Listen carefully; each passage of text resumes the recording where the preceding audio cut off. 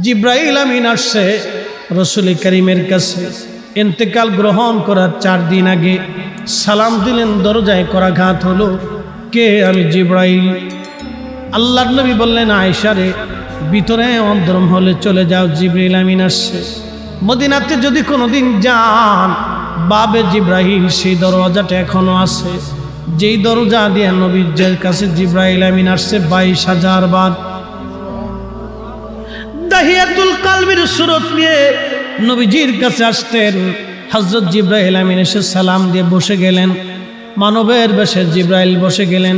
ইয়া রাসূলুল্লাহ, আল্লাহ পাঠিয়ে দিয়েছেন, আল্লাহ সবই জানেন, ভিতরে বাহিরে প্রকাশ্য অপ্রকাশ্য আগে পরে, আপনার অন্তর ভিতর বাহিরে সব আল্লাহ জানেন। তারপরও আল্লাহ আমাকে পাঠিয়েছেন আপনার কুশল জানার জন্যে। হুজুর গো, আপনি কেমন আছেন দয়া করে বলবেন নি। আল্লাহ নবী ডাক দিলেন, জিব্রাইল হে, আমি অসুস্থ আছি, আমার কাছে ভালো লাগে না। আল্লাহর জিব্রাইল চলে গেলেন। পরের দিন আবার এসে সালাম দিলেন, জিজ্ঞেস করলেন, ইয়া রাসূলুল্লাহ, আপনি কেমন আছেন? জিব্রাইলকে নবীজি বলেন, জিব্রাইল রে, আমি তেমন ভালো নাই, শরীর অসুস্থ, আমার ভালো লাগে না, অসুস্থতা আরও বেড়ে গেছে। তৃতীয় দিন জিব্রাইল আমিন আবার আসছে, হুজুর আপনি কেমন আছেন? আল্লাহ জানতে চেয়েছে আপনি কেমন আছেন। জিব্রাইলকে নবী বললেন, আল্লাহকে বলো আমার শরীর ভালো না, আরও অবনতি হয়েছে। চতুর্থ দিন জিব্রাইল একা আসলেন না, মালাকুল মউত আজরাইল আলাইহিস সালামকে নিয়ে আসলেন। আসার পরে দুইজনে সালাম দিয়ে ভিতরে ঢুকলেন। আল্লাহর নবী বললেন, ভাই জিব্রাইল। উনি কে? বলে আজরাইল। আজরাইল সালাম দিলেন, ইয়া রাসূলুল্লাহ, আল্লাহ আপনার খেদমতে আমাকে পাঠিয়েছেন। হুজুর, আল্লাহ আমার উপরে ফরমান চালু করেছেন, আমার উপরে রুলস আল্লাহ জারি করে দিয়েছেন আপনাকে সম্মানের সাথে নিয়ে যাওয়ার জন্যে।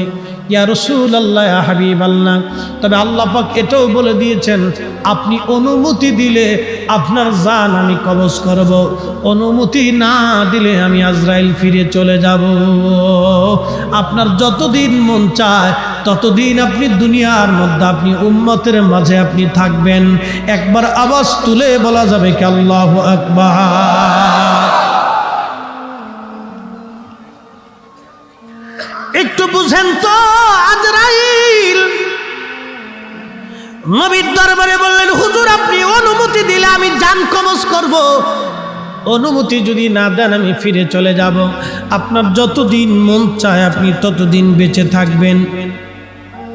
মুসা আলাইহিস সালামের কাছে আজরাইল আসছে, ও মুসা, আপনাকে নেওয়ার জন্য আসছি, চলেন। মুসা আলাইহিস সালাম একটা ঘুষি মেরে দিয়েছে আজরাইল আলাইহিস সালামের চোখ বরাবর। আজরাইল, আমার মুসারে যায় কও একটা গরুর উপরে হাত দিতে, গরুর উপরে হাত দিতে বলো। হাত দেওয়ার পরে যতগুলি পশম হাতের নিচে পড়বে তত বছর আমি আল্লাহ তাআলা হায়াত দিব।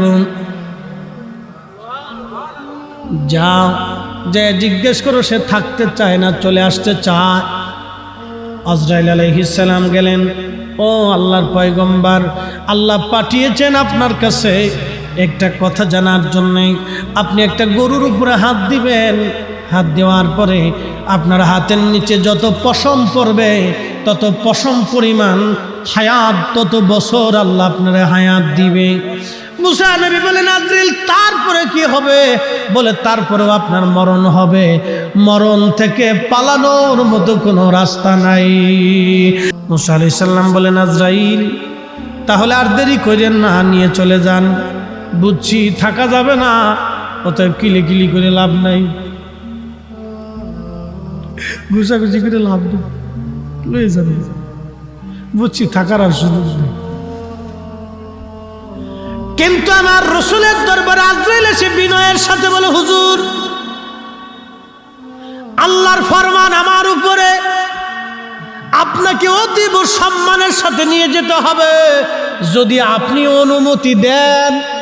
আজরাইল আলাইহিস সালাম এসে বললেন, হুজুর অনুমতি দিলে জান কবজ হবে, না হলে ফিরে চলে যাব। যতদিন মন চায় উম্মতের মাঝে ততদিন থাকবেন। আল্লাহর নবী জিব্রাইলের দিকে তাকাইলেন। জিব্রাইল বলেন, হ্যাঁ ইয়া রাসূলুল্লাহ, আল্লাহর ফরমান এইরকম, আপনি অনুমতি দিলে সম্মানের সাথে মহা ইজ্জত করে আপনাকে আল্লাহর দরবারে নিয়ে যাওয়া হবে।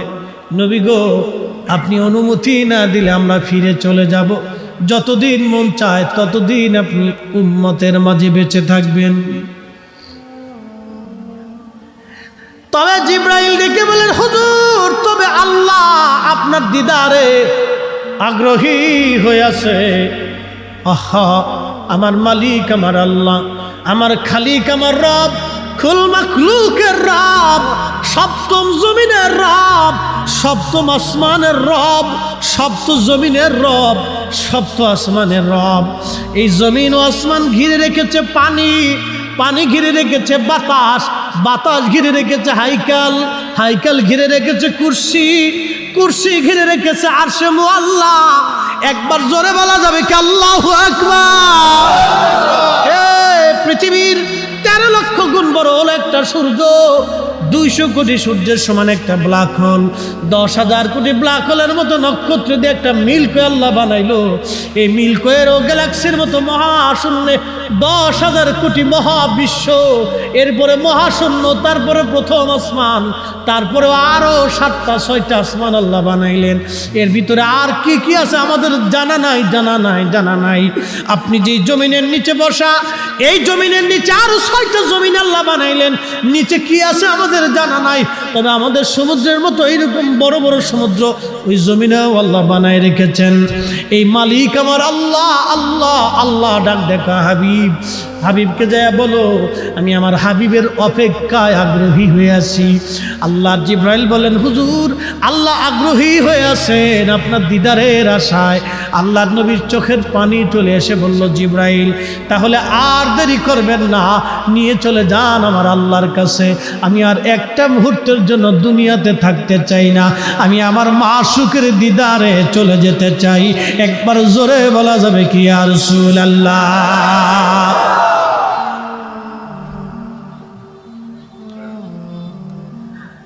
আজরাইল আলাইহিস সালাম আল্লাহর হাবিবের বক্ষ বরাবর হাত রাখলেন। কষ্ট হচ্ছিল নবীজির, ডেকে বলেন, আজরাইল, একটু আসানে কি হয় না? বলে, ইয়া রাসূলুল্লাহ, আপনার চাইতে এরকম আসানে আগে কারো জান কবজ করি নাই, আপনার পরে আর কারো জান কবজ হবে না। নবী গো, সবচাইতে বেশি আসান আপনাকে দেওয়া হচ্ছে। আপনার ব্যাপারে আল্লাহ আমাকে সতর্ক করে দিয়েছে। একসাথে জোরে বলা যাবে কি আল্লাহু আকবার? হায় হায়, কত বড় দামি নবীর উম্মত, হ্যাঁ এখনো সুদ খায়। কত বড় নামি দামি নবীর উম্মত, এখনো ঘুষ খায়। কত বড় দামি নবীর উম্মত, এখনো মানুষ ঠকায়। কত বড় দামি নবীর উম্মত, এখনো মালে ভেজাল দেয়। কত বড় দামি নবীর উম্মত, এখনো আল্লাহ আল্লাহ নবীর বিধান আমরা মানি না। কত বড় দামি নবীর উম্মত, উম্মত আমরা উম্মত, উম্মত, উম্মতের কি করলাম এখন আমরা বুঝতে পারি নাই। হাই হাই, আল্লাহ নবীজি কেঁদে ফেলে দিয়ে বলেন, আজরাইল, একটা অনুরোধ তোমারে করে যাই। বলেন, ইয়া রাসূলুল্লাহ, আমার উম্মতের জান কবজ এর চাইতেও তুমি আসানে করবা।